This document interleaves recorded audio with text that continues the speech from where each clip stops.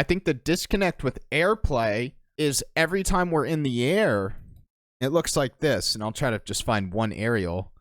Like, every time we get into the air, it's because a ball went into the air, whether it's from our teammates, a bounce, the opponent. So we're attacking the ball in the air. Like, we're not self-set upping. That's not a word, but like, we're not setting up the aerial play ourselves. Okay. Will, random solo queue. Champ 1. I'm not going to make this about this, okay? So for context, I previously talked about aerial follow-up touches with Will, whether it's from the ground to the air, from the wall to the air. I will not make this about this, but I want to develop almost this cringe mechanism where you watch your gameplay and you're just like, dang, I did it again. I threw the ball away, or dang, right? I want to do that because I know this is going to kind of be next step to getting aerial follow-up touches for you in Champ 1 is going to allow you to get to Champ 3 a lot. It's an easier path, man. There's a lot of paths up to Champ 3, but Grand Champ 1, but we need to start controlling that. Watch a Grand Champ lobby, an SSL lobby, watch an RLCS match, and this player's like, yes, I got the ball. Time to air dribble. Time to reset. I don't expect you to have mechanics in the air yet. I just want 2 touches. Okay, 2 touches. That's the goal. I love 2 touches in the air as it's a really easy starting point. It's really easy to focus on. It's fine. And the question you have to start asking yourself, Will, is, okay, like, if my teammate didn't go for that, right? Like, and he missed and I went up for this, were you going to follow it up in the air, or was it going to be a throwaway? Once you could start to get into that 2-touch mindset, it starts like reworking your challenge game sense and you start playing a bit more patient. But that's all I'm going to say, I promise. But as you watch this, just get that cringe mechanism. Sometimes I tell people, listen to my voice. Not everyone wants to listen to my voice, but I've literally had players tell me my voice would go into their head telling them not to do that. Nice try. Basically, what we're trying to do is get you out of a shot, get you out of a pass, get you out of a challenge, a hit mentality, and into a ball control mentality. Okay. We'll find something new this week, or at least I'm going to try. Good. Good. Good patience. I do think our challenges look good, though. Couple misses, but for the most part, pretty consistent. Good patience.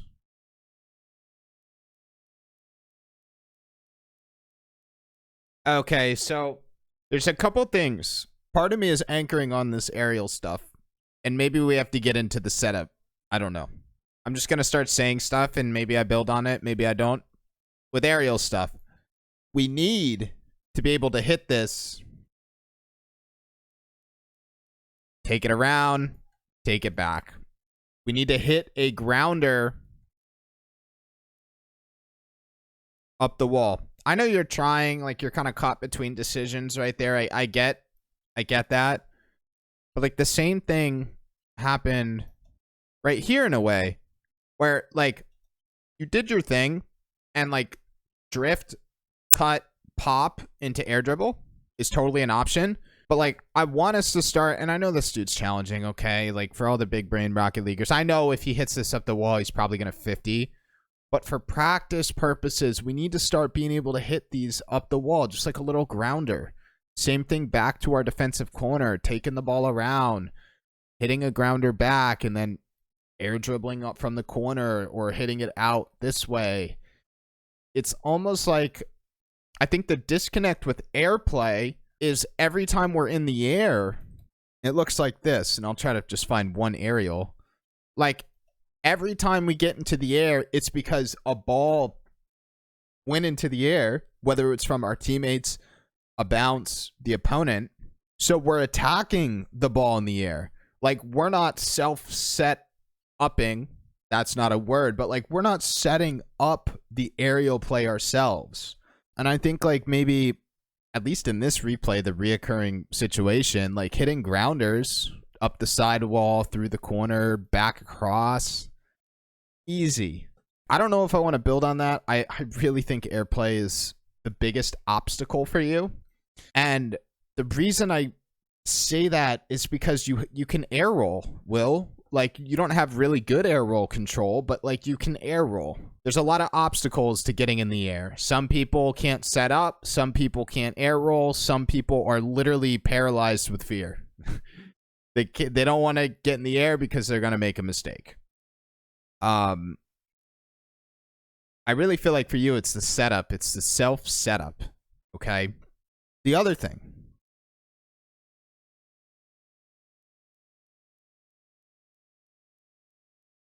It's something like this. I don't know what it is yet, but like, it's awareness. This situation, it's not just over backboard, but this situation has happened once, twice.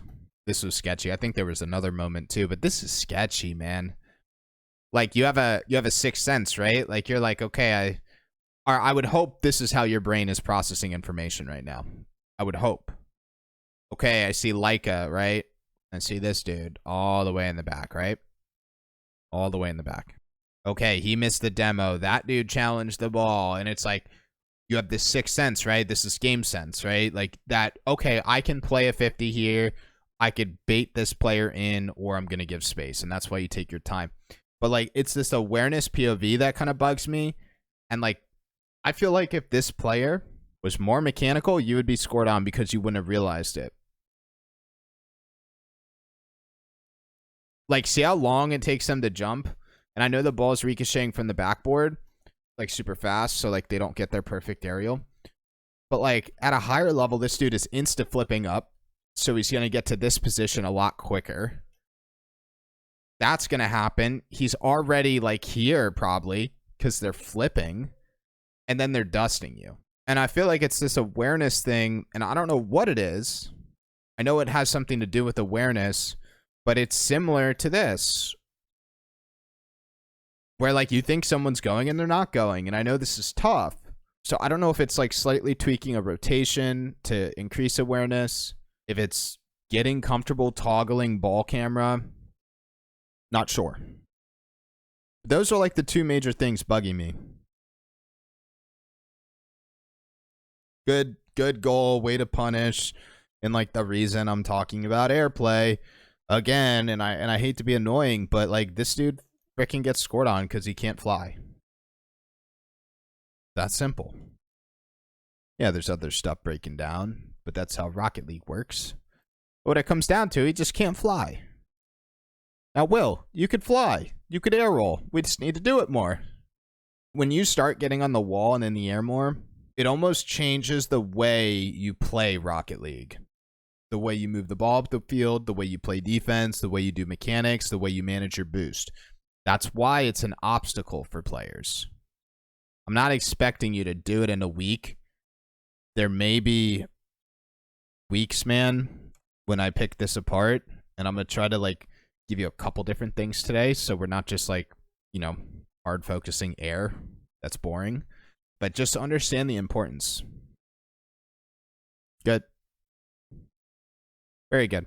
Very good. And I think this player is just becoming the example. Like I was showing you, like your awareness stuff, Will.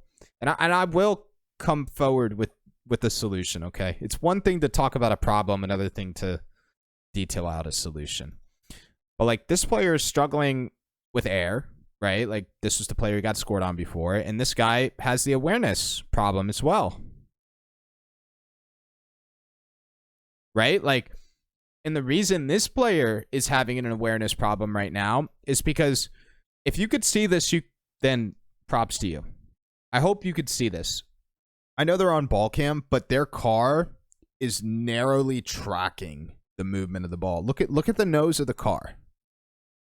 Like they're always tracking, like, right? So like if this player sees Will, then they're going to start driving this way and anticipating this.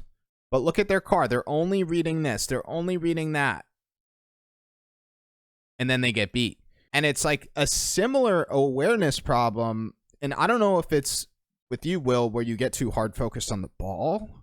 I'm not sure. But I want to figure it out. Because that could be like a new thing, maybe. Good.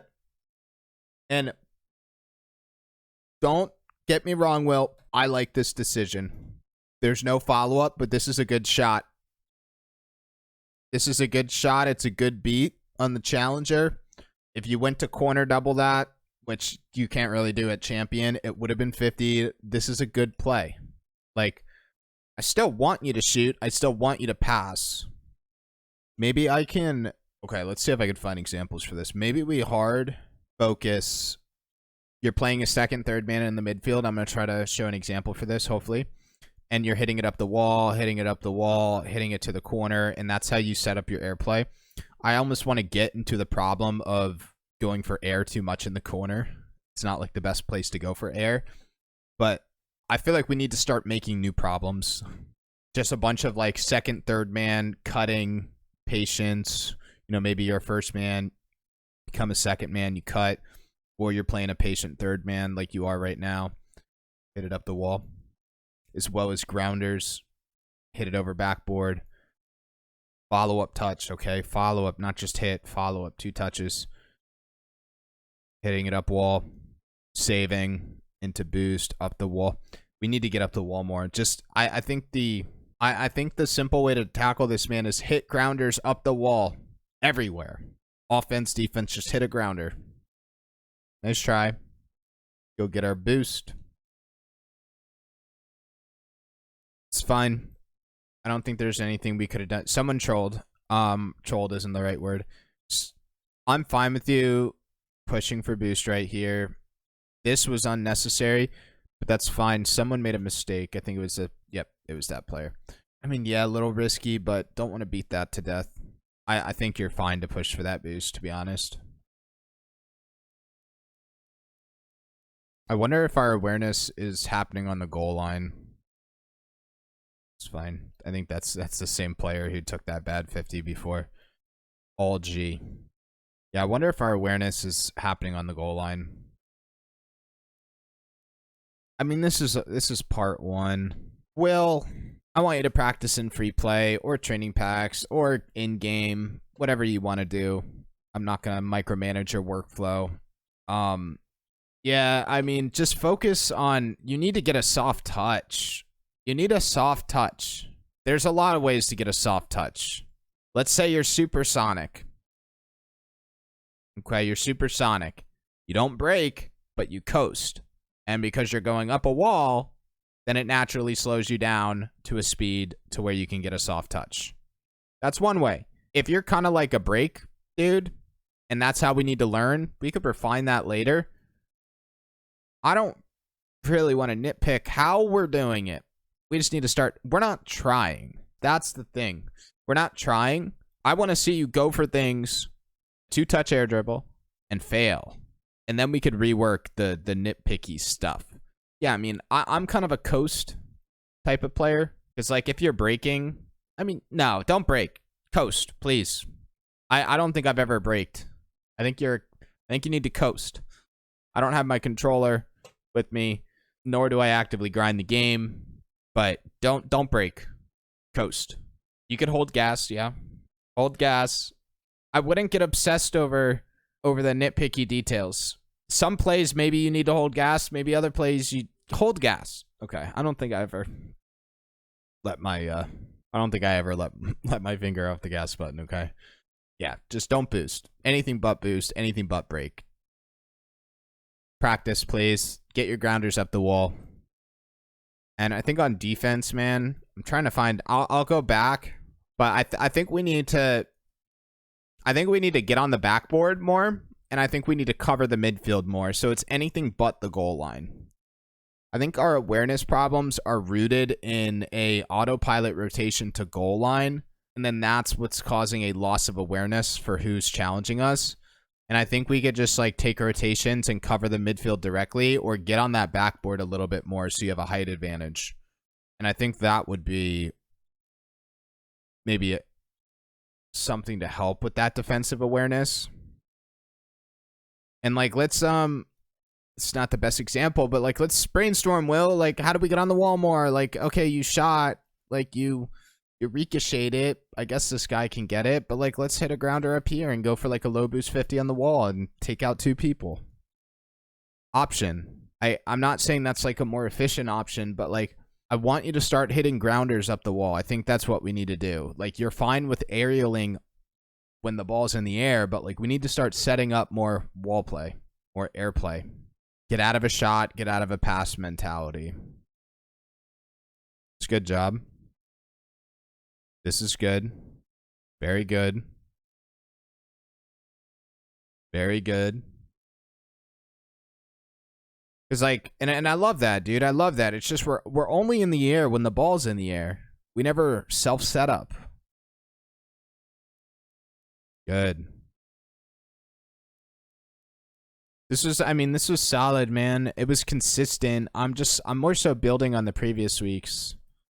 What I almost want us to do is, well, don't get into an always do this or an always do that mindset. Just hear the options and try to see them and practice them in game, because this game has a million options.